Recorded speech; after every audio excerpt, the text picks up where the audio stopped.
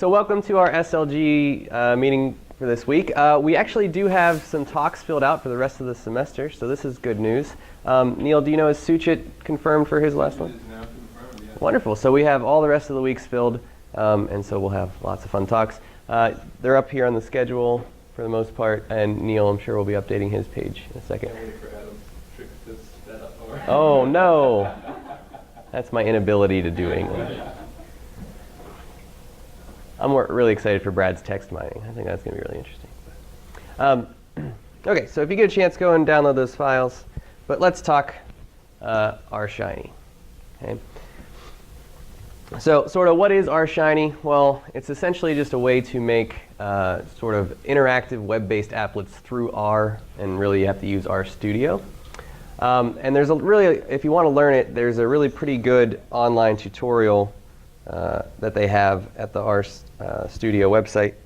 So if you go to the tutorials here, there are 7 of them, and they will essentially get you started if you wanted to do this on your own. This is how I did it. By the way, I'm not an expert in this in any way, shape, or form. I just started doing this about 2.5 weeks ago, mainly because I signed up to do this presentation. So I'm not going to know all the answers. I'll know some. Some things don't work, some things do.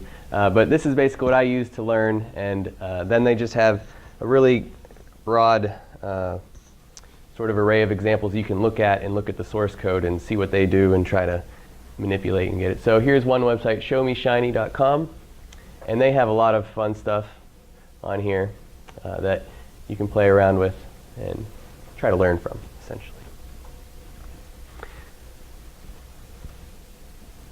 All right, so I want to start with just 2 apps that I've done that can just sort of show you some of the basics of what Shiny can do. And so I really see this as, in the future, for me, to be a teaching tool. So when I teach, especially the math stat sequence, I always try to get a lot of R into the course, because I really think that's a great way to get them to try to use it, right? And when you just learn all the theory, you never actually apply it. It's not always as fun. You don't always see the reasons for doing things. And so I do a lot of visualizations in there. I do a lot of simulations and things like that. And so, basic phase. My plan in the future is to use these kind of things as web-based applets so they can go on afterward and check it out. So this is having a prior distribution. You're having a binomial likelihood. And then here's your posterior distribution based off of a number of successes. And you can edit the prior distribution as well. So if I have lots of successes, my posterior moves all the way over there. If I have very few, of course, it will move down. Oops. Stop. Click. I should have installed or put a mouse on here. OK. And then you can change the prior distribution, maybe to be highly right, less skewed. And so you can see that it's pulling that posterior distribution over. And so I see this sort of, for me, as being a nice, fun teaching tool that I'll be able to make a lot of these with. So that's sort of a very basic one, just a couple plots and a couple user inputs that you can edit. A little bit more complicated one that I've recently put together. What is this called? Order stats dist. So RShiny has actually got a lot of fun stuff you can do in terms of your layout. So actually, let me open this in a web browser. So order statistics are notoriously a hard thing to teach and a hard thing to understand. And so I always do visualizations of the distributions of order stats to help understand what's going on. And so here, I have a parent population in the top left. And you can set the, so we're sampling from a beta distribution here. And we can set the hyperparameters, or whatever you want to call them. We can get a different sample size. And then in RShiny, you can sort of walk through your data sets or just jump over. Okay? And then down here, so here's the sample histograms values. So I have one sample of size 5. And I've color-coded the minimum to be red, the maximum to be blue.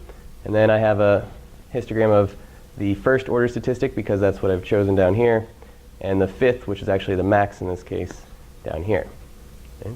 And so if you hit this little play button, it will go through, and it actually goes by 2 for some reason. I haven't been able to figure out why. It depends on the range you go for your slider. If you do a very low range, 0 to 100, it'll go by 1. If you do something bigger, it'll go by 2 or 5. And I want it to go by 1 regardless, but I can't figure it out yet. Like I said, I'm pretty new at this, so I'm trying to figure it out. But I think this is a good way to talk about sampling distributions and how you can conceptualize them. Right? We're repeatedly sampling from our parent population and looking at all the possible values and how often they occur. Okay? And so you can pause that, move that around. So if we jump to 2000 here, this is a pretty good idea of what the distribution is, and that you can overlay the theoretical I have an option for. And so now here's the theoretical distribution. And then joint distributions of order statistics are very difficult. And so you can actually do some nice tabbing and different things with the R-Shiny stuff. And so here's a joint applet.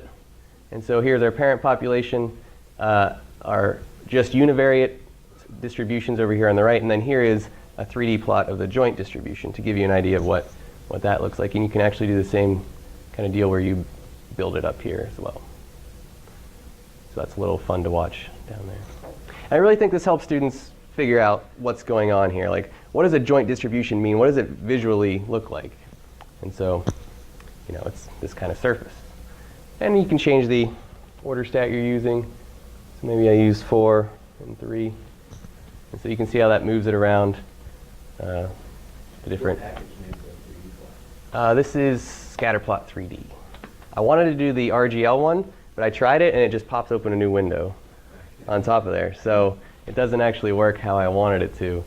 So eventually I'm just doing a Scatterplot 3D over and over again, updating it for each sample size. And then lastly, sort of what I kind of also think is nice is you can put in LaTeX code and you can put in usual HTML code. So I know a little bit of HTML. Last summer I taught myself a bit of that using the W3 Schools website. I think it's a really good website. And so I put in the theory behind it, so you can do the applet, get a visual idea of what's going on, and now here is the definition of order statistics, distribution of the max, derivation, and an example, distribution of the min, general, jth order statistic, and then joint distribution stuff. So I think this is a really useful thing, hopefully for me and other teachers in the future, but also we're going to do something with basketball today, and so that'll be fun as well, and you can do a lot of neat stuff. So any questions so far, just about the ideas here or anything? Is there a way to export the code that generates these things? Or do you write up the code To all this stuff? You mean like the HTML stuff or all of it? Either one, just so you learn how to build this thing and then it exports the HTML code and then we see that? I think there is a way to export the HTML, because I think you can just maybe right-click on this and do the page source if you really wanted to. I don't know if there's a very simple way to do it. I haven't looked into it, but that would be something really useful too. But you can definitely import raw HTML. There's a function to do that. So if you have a web page and you want to include it in your applet, you just bring in that web page.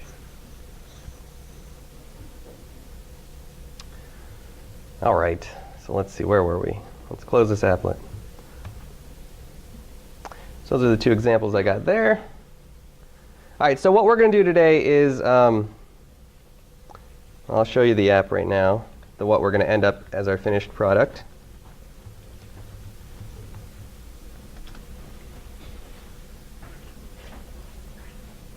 And there are a couple errors with this last app because I'm trying to do something new that's not quite working. So I get warnings. They're not errors, but warnings. So this is what our app's going to look like when we're done with it today. So we have our choice for our player over here on the left. I default it to LeBron James. So, you can pick Lavoy Allen, who I've never even heard of.